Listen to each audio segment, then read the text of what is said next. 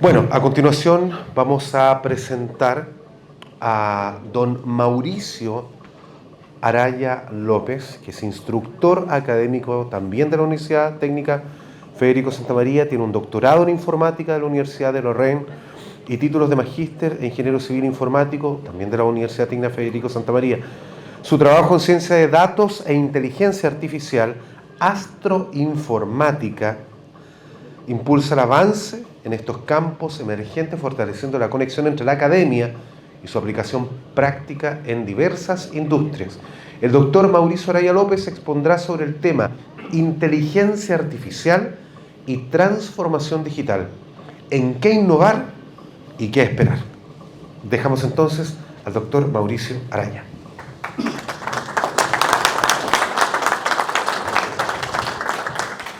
Muchas gracias por la invitación, gracias a Colbast, ¿cierto? Y bueno, gracias a todos por estar presentes. Siempre es difícil hablar después de Samir.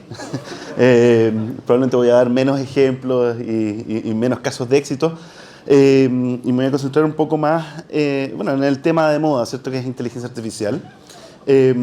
Y cómo se conecta con algo que está ya casi ubicuo en las conversaciones, que es transformación digital. Transformación digital del Estado, transformación digital de la empresa, transformación digital en general.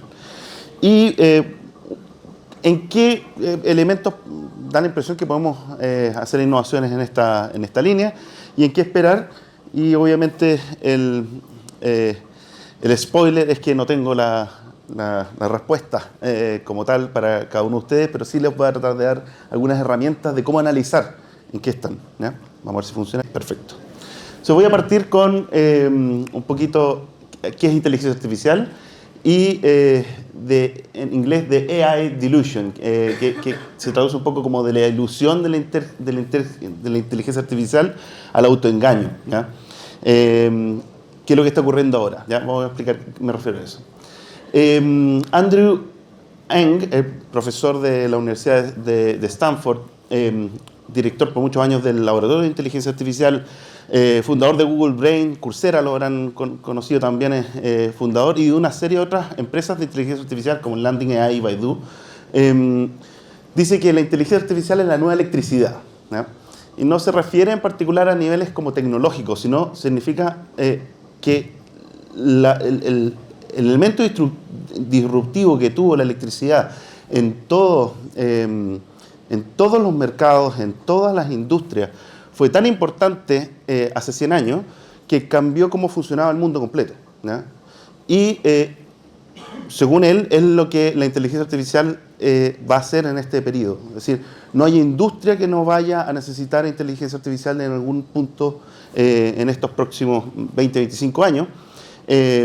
Y por lo tanto es tan disruptivo como fue la electricidad. Distinto cuando apareció la máquina de vapor, ¿cierto? Que era un poquito más, son las distintas revoluciones industriales, ¿cierto? Que se llaman actualmente. Distinto cuando apareció la máquina de vapor, eran elementos mecánicos que alguno podría pensar que eran más o menos similares a lo que ya existían con máquinas motivadas movidas con fuerza animal o fuerza humana, ¿ya?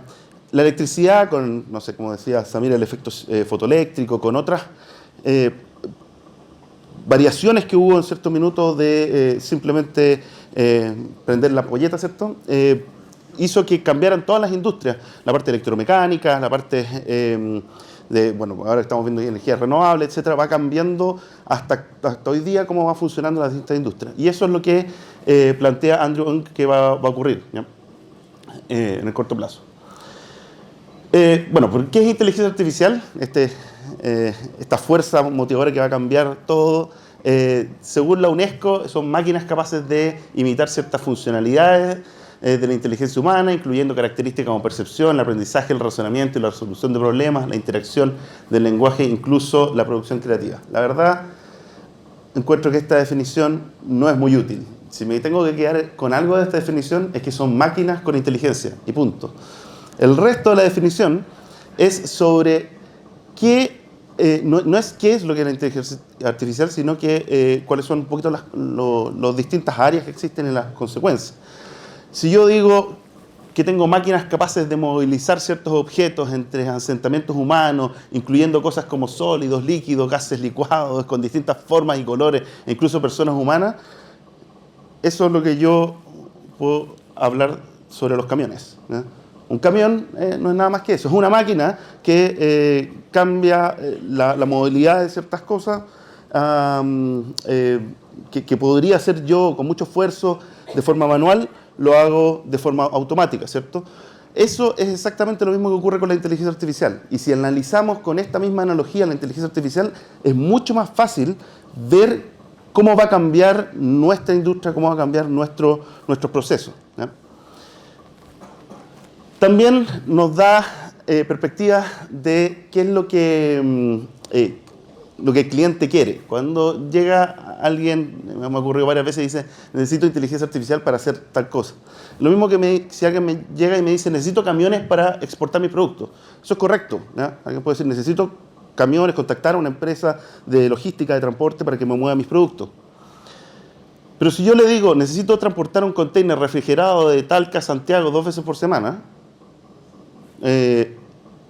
y yo le agrego en camiones, en verdad, el valor agregado de esa última en camiones es muy poco, ¿ya?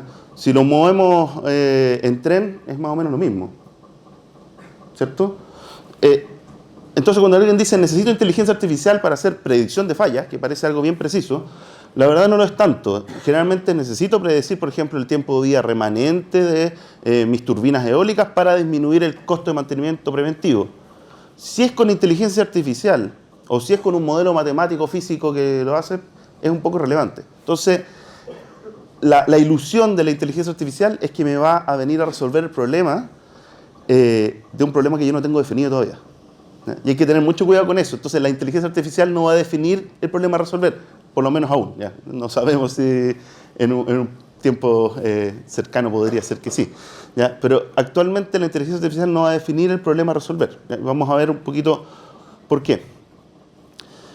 Por otro lado tenemos la transformación digital, que también está de moda y, como término, y podemos hablar de lo que es la transformación digital actualmente basada en inteligencia artificial.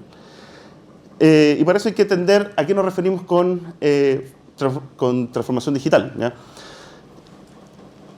Viene obviamente de los sistemas digitales, pero pensemos en un primer momento. Cuando yo me enfoco en los datos, tengo datos, y yo necesito pasar esos datos que están en elementos analógicos en el mundo, los necesito pasar a una representación digital, es lo que yo llamo como digitación, básicamente. Digitar la información en algún medio digital.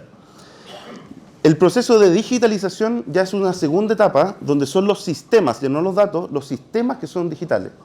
Y eso también es un desafío tecnológico, que es un desafío de los 80 y 90 en general, en tener herramientas de digitalización y sistemas que pudieran hacer digitales incluso los procesos. Pero la transformación digital es un término que viene desde Business Administration, desde gestión del cambio, y tiene que ver con que ahora nosotros, los humanos y los procesos humanos, son los que estamos pasando a sistemas digitales. Tiene que ver con alinear a la población, a los sistemas basados, a los negocios, a las instituciones. La transformación digital no significa digitación ni digitalización. Transformación digital es cambiarnos a nosotros para poder aceptar los procesos digitales en general, ¿ya? Y esto más o menos se sabe en este tipo de journals, de revistas como Journal of Business Research o Research Policy en política pública, incluso Engineering Management de la IEEE, y es algo que transformación digital está aumentando en términos de que se vea como algo relevante a investigar, ¿ya? No solamente a nivel de uso, sino que es un tema que vale la pena investigar. Y en este artículo lo que hacen es básicamente hacer un review sistemático donde ponen la mayoría de los términos que van apareciendo dentro de los artículos para ver qué es lo cuáles son los distintos temas relevantes dentro de transformación digital para estos journals. Y uno puede ver que hacen acá 5 grupos, y el grupo que está ahí en el número 3 tiene los conceptos que habíamos hablado recién: digitación, transformación digital, ¿cierto? Digitalización, y la continuación de eso son tecnologías smart, big data y inteligencia artificial. Está en ese mismo clúster, ¿ya? Y es porque la evolución natural de qué es lo que vamos a hacer cuando podemos digitalizar el proceso humano, ¿ya? Es efectivamente hacer ciertas decisiones que son tomadas por humanos, los pueda tomar una máquina. Y nosotros podemos concentrarnos en las decisiones que están más arriba. Y eso es el principio, básicamente, de inteligencia artificial. Poder que algunas decisiones que son a veces repetitivas, que no agregan valor mucho a nuestros productos, a lo que generamos, lo pueda tomar una máquina, y nosotros nos podemos preocupar de el resto de las decisiones más importantes.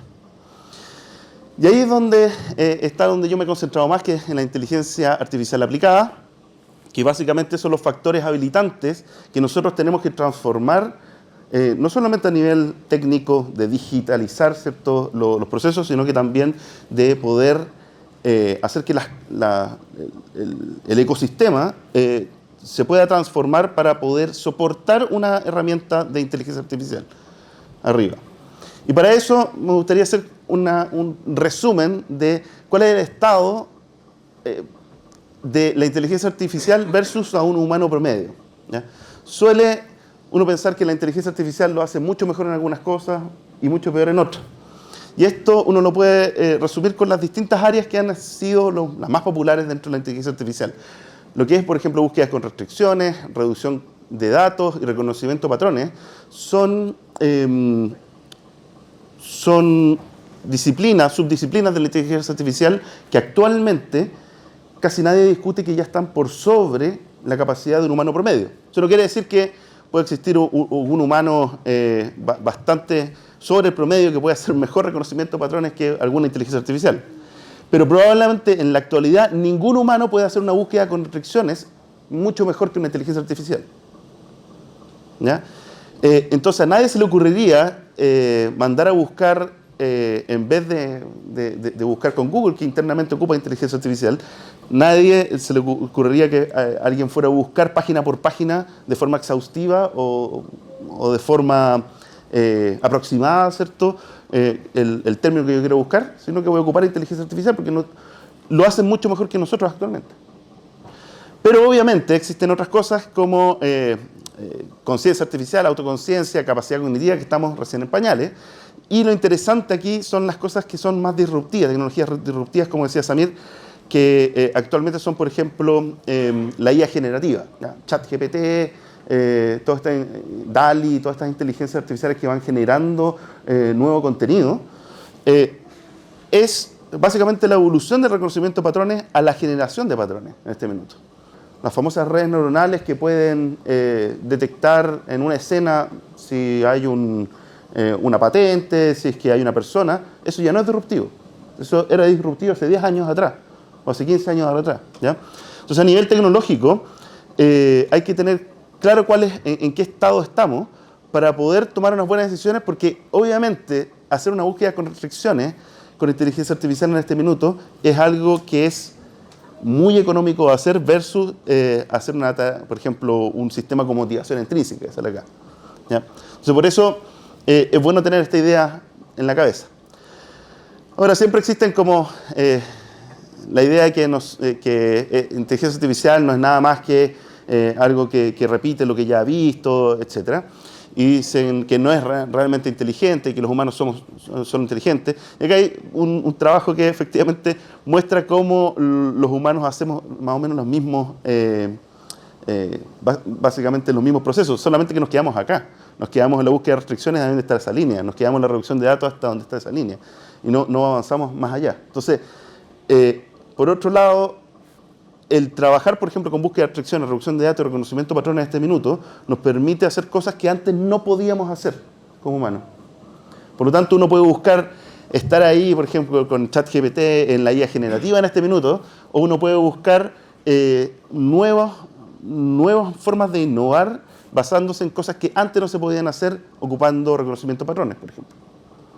Entonces ahí es donde uno tiene que calibrar qué es lo que quiero hacer y qué tan difícil es trabajar con esas tecnologías en este minuto, ¿ya? Por temas personales, alguna vez quería hacer un cordero al palo con unos amigos, y también había una tocata asociada. Y yo soy muy malo para dibujar, ¿ya? Me va bien con el tema de tocar guitarra, pero no con el tema de dibujar. Y le pedí a una inteligencia artificial que me hiciera eso, y me generó eso en un minuto, y no perdí nada de mi tiempo.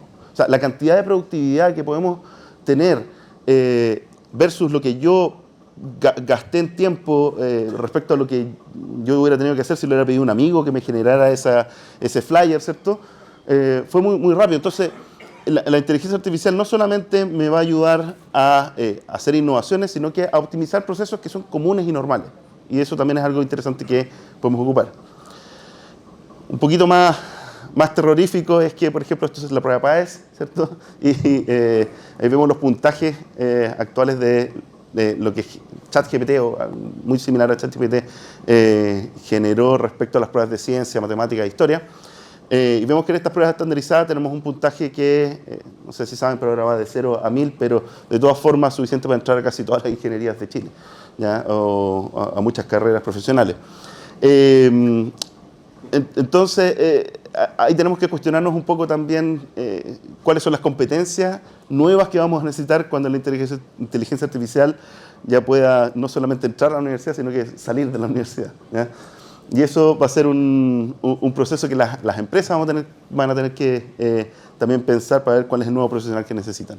Ahora, no es algo solamente de Chile, no es que las pruebas acá en Chile sean malas, solamente es todo para mostrar que en los bar exam en Estados Unidos y en general en todo el mundo tienen el mismo problema, ¿ya?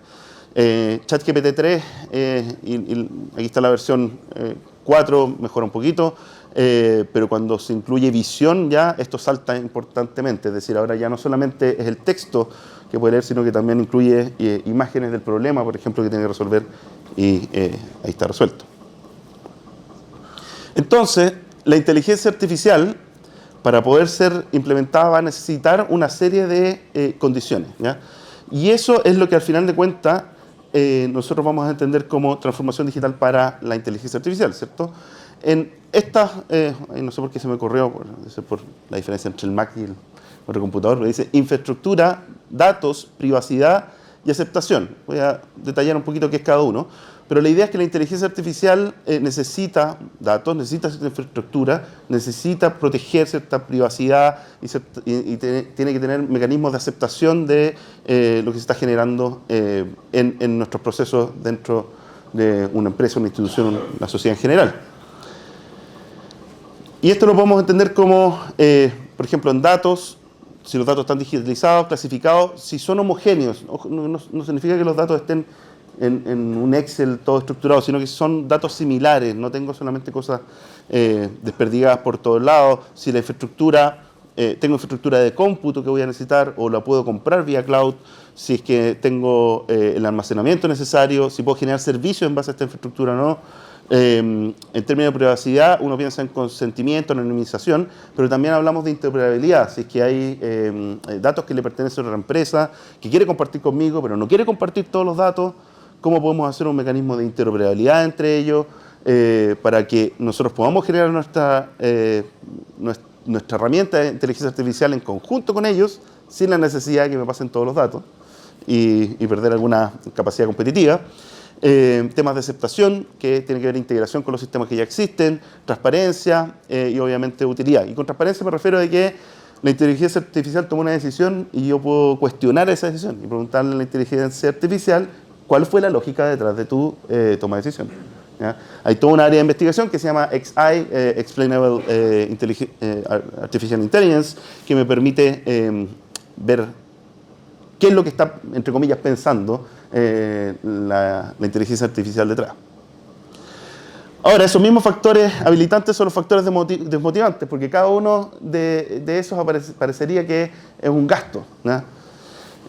Obviamente no es un gasto, sino que es una inversión, pero sobre todo lo importante es poder reconocer de que simplemente existen brechas y no para todos los problemas estos gastos son importantes. Entonces lo que quiero mostrar es que las brechas que yo tengo que transformar digitalmente para la inteligencia artificial, no son tantas en cada una de las aplicaciones que yo puedo hablar.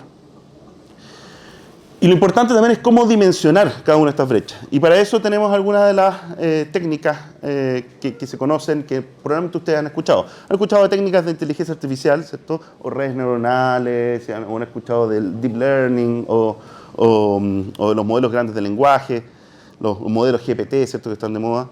Pero también existen otros términos que ustedes pueden haber escuchado este minuto, como ciencia de datos, ¿ya? O analítica de datos. Y la pregunta es, ¿qué son estas herramientas? Me gusta ocupar el mismo ejemplo del camión, para decir que yo para transportar algún producto de un lado a otro yo necesito la mecánica asociada, necesito un ingeniero mecánico, necesito o un mecánico automotriz, ¿cierto? Para mantener el camión y para poder construir el camión. Necesito que alguien había construido ese camión antes. Pero también necesito, por ejemplo, ingenieros en transporte si voy a hacer esto a gran escala, y necesito siempre logística para poder lograr transportar productos. Y por lo tanto, no son las mismas cosas la ciencia de datos, la inteligencia artificial como tal, o las técnicas de inteligencia artificial acá, y la analítica de datos. Y por eso es importante tener claro para qué me sirve cada una. La ciencia de datos está también bien de moda a nivel, por lo menos, académico. Se van a abrir hartas carreras nuevas en base a ciencia de datos. Y hay que entender qué es. ¿Y qué es la ciencia de datos? Es básicamente cuando yo necesito escalar desde tener la producción de software o herramientas computacionales que ustedes pueden conocer a tener elementos que tengan alto impacto en esta línea. Entonces, la forma de imaginarlo para mí es lo mismo que yo necesito para construir una casa. Si yo necesito construir una casa, necesito a un arquitecto, la persona que va a construir tiene que saber un poquito de física y probablemente un ingeniero civil que me ayude a construir esa casa. Pero cuando yo quiero construir un rascacielos, el nivel de impacto que va a tener a nivel local, el nivel de escala que yo voy a necesitar para poder construir ese rascacielos, los desafíos, la cantidad de actores, la logística que viene involucrada es mucho mayor. Y sobre todo, lo que yo voy a necesitar es ocupar los materiales correctos para que obviamente no se me caiga el rascacielos. Necesito hacer un análisis mucho más importante, más que ir al home center a comprar cuál es el material más barato respecto a la calidad. Necesito analizar bien cuál es el acero que voy a ocupar y el concreto que voy a ocupar. Y para eso, para poder construir eso yo necesito cierta maquinaria asociada, como son en este caso las grúas o elementos similares. En el caso de la ciencia de datos es cuando yo quiero escalar nuevamente, desde tener una cantidad de datos pequeña en un software, ¿cierto? Para yo construir un software para una empresa voy a necesitar ciencia de la computación, ingeniería de software, pero cuando yo quiero escalar a mayor impacto, a tener un producto que esté funcionando en Internet 24/7, por ejemplo, cuando necesito que esto escale y tenga mayor desafío y mayores actores involucrados, es cuando necesito la ciencia de datos, y generalmente la inteligencia artificial es una herramienta parecida a los camiones, o sea, parecida ahí a las grúas. En general, la ciencia de datos se suele presentar como una mezcla entre la matemática, estadística, computación y habilidades de negocio, pero a mí me gusta mucho más la parte más procedural, que es este ciclo entre capturar, limpiar, normalizar, procesar, analizar y comunicar los datos, que nuevamente, una vez que yo comunico estos datos, tengo nuevas ideas para poder capturar nuevamente más datos, limpiar, normalizar y seguir con este ciclo de vida de los datos. Y en este ciclo, en la parte de analizar y procesar, es donde aparecen las técnicas generalmente de inteligencia artificial, donde pueden ser tan generales como un algoritmo de inteligencia artificial que hizo un estudiante o alguien en una empresa, o llegar a elementos súper específicos y complejos como son los transformadores, que están entrenados por solamente las grandes empresas con múltiples cantidades de datos. Pero cada uno, saber un poco de técnicas de inteligencia artificial, igual como saber de mecánica en términos de un camión, me va a ayudar hasta cierta medida. Me va a ayudar a poder dimensionar, por ejemplo, cuánto es el costo de poder tener eso, pero no me va a ayudar saber inteligencia artificial al detalle de cómo hacer una innovación importante en la industria. La parte acá tecnológica no es la única forma de innovar, como decía Samir. Entonces, la inteligencia artificial en general es cuando yo tengo algún comportamiento emergente, algo que no está preprogramado. Aparece de una búsqueda, aparece de algún tipo de cómputo más importante, digamos. El aprendizaje de máquina es cuando yo logro la generalización. ¿Qué significa eso? Que yo le muestro 2 ejemplos y el tercer ejemplo nunca lo he visto y ese ejemplo lo puede generalizar para tomar una decisión. El aprendizaje profundo es cuando yo tengo suficientes datos para que los datos no tengan que ser preprocesados y trabajados, sino que efectivamente yo tengo un nivel de perceptualidad en la máquina incluido, y los transformadores ya tienen que ver con coherencia, con lo que es los modelos de lenguaje que estamos viendo actualmente. Vamos a pasar esto. Pero toda esta parte, al final de cuentas, es como hablar de las máquinas que me ayudan a construir el rascacielos, ¿ya? Y mi punto acá es que no es lo importante aprender, por ejemplo, de un curso de inteligencia artificial para poder aplicar la inteligencia artificial. Mucho más importante, a mi perspectiva, es conocer en qué mi problema que quiero resolver, cuál es el tipo de analítica que está realizando, ¿ya? Por ejemplo, está la analítica descriptiva, diagnóstica, predictiva, prescriptiva y cognitiva. Y cada una de ellas me va agregando más valor a mi producto, pero cada una de esas empieza a ser más compleja porque yo estoy dando en este caso inteligencia artificial, mayor responsabilidad, ¿ya? Entonces, para dar el ejemplo y entender esto, si yo tengo un sistema más o menos grande y tengo una tubería donde se bajó la presión en un 40%, por ejemplo, la analítica descriptiva es que un sistema automáticamente detecte que existe esta baja en un 40% y lance una alarma, ¿ya? Entonces en la tubería X ocurrió una baja del 40%, completamente descriptiva. Diagnóstica es cuando yo digo, bueno, esta baja de un 40% es una fuga y por lo tanto yo voy a bajar esto directamente como una alarma, pero de que ocurrió una fuga, que tuve un diagnóstico. En predictiva probablemente ocurra una fuga en el futuro. En prescriptiva, ahora hay que apago automáticamente el sistema y lo marco para inspección de fuga. Y ya cognitiva sabe que el error, yo detecto que no es una fuga, sino que el sensor de presión es el que está malo, vaya a cambiarlo, ¿ya? Ok, volvamos a esto y demos un par de ejemplos de estas ideas centrales. Búsqueda con restricciones, ¿qué es lo que es? En los 90, el Deep Blue, ¿cierto? La máquina esta que podía computar múltiples futuros en el ajedrez, le ganó al campeón de ajedrez del minuto, Kasparov. Entonces, es una técnica que busca de forma incompleta, no todas las soluciones posibles, no es exhaustiva, busca por soluciones de forma incompleta dirigida con inteligencia artificial. Esto es algo que básicamente está solucionado y lo hace mucho mejor con un humano, como dije. Uno puede hacer, por ejemplo, son ejemplos de memorias que se hicieron con la empresa.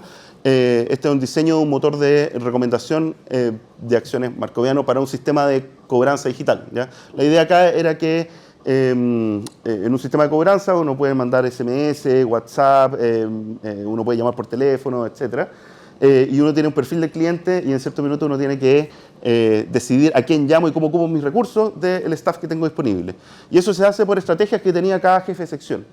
En vez de eso, uno podía tomar todos los datos que ya están digitalizados, porque la cobranza digital ya estaba implementada, la transformación digital ahí ya había ocurrido en su mayor medida, la infraestructura estaba lista, los temas de privacidad estaban solucionados, y lo que hubo que hacer fue adaptar un poco los datos para que una máquina buscara cuál era la mejor forma de maximizar los cobros que se realizaban, ¿cierto? Y el retorno en base a tomar acciones específicas con ciertos clientes, ¿ya? Y lo que costó un poquito más ahí fue la parte de aceptación, ¿ya? De que el jefe de sección aceptara básicamente que que la máquina le dijera cuál era la mejor estrategia para hacer este sistema de cobranza. Y en términos de la analítica estamos bien avanzados en el sentido que estamos a nivel de prescriptivo. sabemos qué acciones tenemos que determinar, no solamente a nivel descriptivo, no solamente a nivel de predicción. En reducción de datos, es un poco la disciplina que lo que hace es juntar todos los datos y empezar a dividirlos en distintos grupos, y después de eso yo los puedo bajar en términos de dimensiones a algo que sea más manejable, tanto por humanos como por términos de máquina.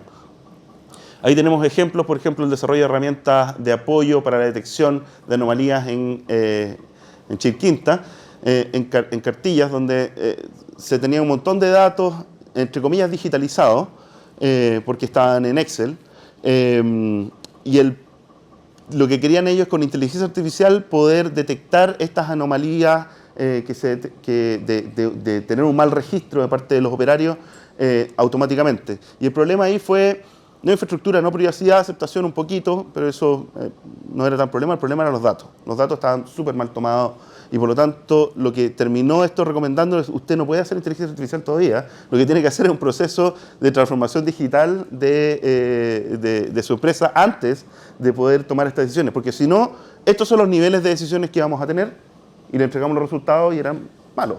¿Ya? Usted necesita hacer este proceso antes de. Y lo hizo y efectivamente hubo otra memoria que solucionó eso. En términos de reconocimiento de patrones, ahí estamos hablando de algo que también podrían conocer ustedes, que son las redes neuronales, ¿cierto? Las redes neuronales, similares a las redes neuronales biológicas, lo que hacen es tomar un montón de datos de entrada en un sistema altamente no lineal y tomar decisiones complejas. ¿Ya? Esas redes neuronales se pueden ocupar para hacer cosas bien concretas que tienen que ver con optimización de los costos. Por ejemplo, pronóstico de fallas en el mantenimiento predictivo usando metodologías de aprendizaje profundo supervisado. O sea, ocupando técnicas avanzadas de inteligencia artificial, poder predecir cuándo una máquina va a fallar. ¿Ya? Y tomamos todas las características ahí, todos los sensores básicamente, con todo su línea temporal, y en base a eso poder predecir, ahí lo que está en verde es está en buenas condiciones, en condiciones medianas o ya en condiciones prontas al fallo y por lo tanto hay que reemplazarla. Eso puede hacer mucho, lo que se llama prognostics también, health analytics, puede reducir bastante los costos dentro de una empresa. ¿Ya? En términos de datos y infraestructura eso fue lo más complicado acá, pero nuevamente en términos de privacidad y aceptación no hay mayor problema. En generación de patrones, lo que ustedes ya conocen como los modelos grandes del lenguaje, ChatGPT, lo que hablamos un poquito antes, en este tipo de técnicas uno lo puede ocupar directamente para el uso de datos no estructurados. Hasta ahora las famosas bases de datos era lo que nosotros teníamos normalmente en nuestro sistema, pero existen ahora, todo este texto que estaba ahí dando vuelta digitalizado es algo que podemos ocupar ahora. Y eso ha cambiado bastante cómo podemos hacer, por ejemplo, acá un sistema de recomendación de productos y usar estos datos no estructurados en espacios métricos que podemos comparar.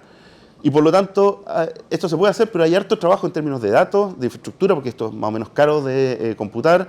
Hay problemas de privacidad de datos acá y obviamente aceptación. Se van poniendo más complicados a nivel que vamos bajando acá. En multiplicidad de tareas y motivación intrínseca, donde los humanos funcionamos mejor, cada vez se va haciendo más difícil. Y por ejemplo, aquí tengo un proyecto que hicimos con financiamiento FONDEF estatal, que era la aplicación de apoyo radiológico en la búsqueda de exámenes similares basado en el contenido de imágenes. Nuestra idea era, no sé si alguien conoce Google Lens, la idea de que yo puedo sacar una foto y con esa foto yo puedo encontrar fotos similares. Ya, la idea era por qué esto no está en los hospitales, cosa que yo veo un examen y me pueda recomendar exámenes similares y el médico pueda con esos exámenes similares hacer un mejor diagnóstico. Y tratamos de decir, bueno, nosotros tenemos las capacidades para hacer esto, hagámoslo y en 1 o 2 años vamos a estar listos. Llevamos 5 años y estamos muy orgullosos de llegar después de 5 años recién a un nivel que puede llegar a ser un producto comercial. ¿Ya? Porque hay muchos problemas, los textos están estructurados de esa forma. Aquí está como un informe de una tomografía de tórax y los datos son extremadamente complejos porque son cubos de datos. La cantidad de diagnósticos que hay internamente o hallazgos son muchos y esto es la primera jerarquía, después esto se va creciendo.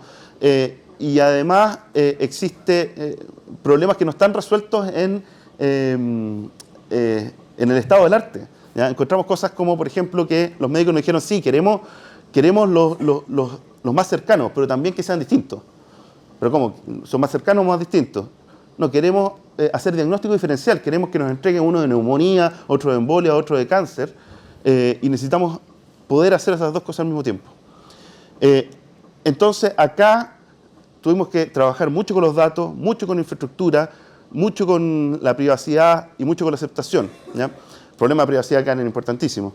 Y lo que quiero indicar con esto es que la verdad es que nosotros pensamos que iba a ser mucho más fácil el problema, pero nos metimos en esto porque somos los actores de la sociedad como industria que queremos hacer este tipo de innovaciones. ¿Ya? Y no todos tienen que trabajar a este nivel. ¿Ya? Los ejemplos anteriores son mucho más aplicables en la industria de forma mucho más rápida. ¿Ya? Así que lo interesante acá, bueno, como dato rosa, es que entre medio en el proceso tuvimos que ocupar inteligencia artificial para poder sacar los distintos diagnósticos de los textos, y eso lo ocupamos ya no inventando nuestra propia inteligencia artificial, sino que ocupando la inteligencia artificial como un commodity. ¿Ya? Así que, bueno, ¿qué es lo que queda para el final? La capacidad cognitiva, conciencia artificial y autoconciencia es lo que estamos haciendo en investigación más fundamental, Blue Sky Research, como se llama, y a eso es lo que yo como investigador quiero trabajar, digamos. Tengo toda la motivación de poder transferir lo más posible, pero este es el tipo de cosas que yo quiero investigar. Por lo tanto, si bien uno puede tener diseñadores de camiones, uno puede tener mecánicos, uno necesita camioneros, transportistas, uno necesita estibadores, directores de tránsito, uno necesita un ecosistema completo de otras personas que sepan de inteligencia artificial, pero ya no al nivel que yo desarrollo. El mejor camionero no es el mejor mecánico, el mejor diseñador no es el mejor mecánico tampoco sabe de estibar, incluso ninguno de ellos sabe mucho de trenes. Entonces, la verdad es que necesitamos expertos en estas líneas sobre todo. Así que ese es el mensaje que quería dejarles y muchas gracias.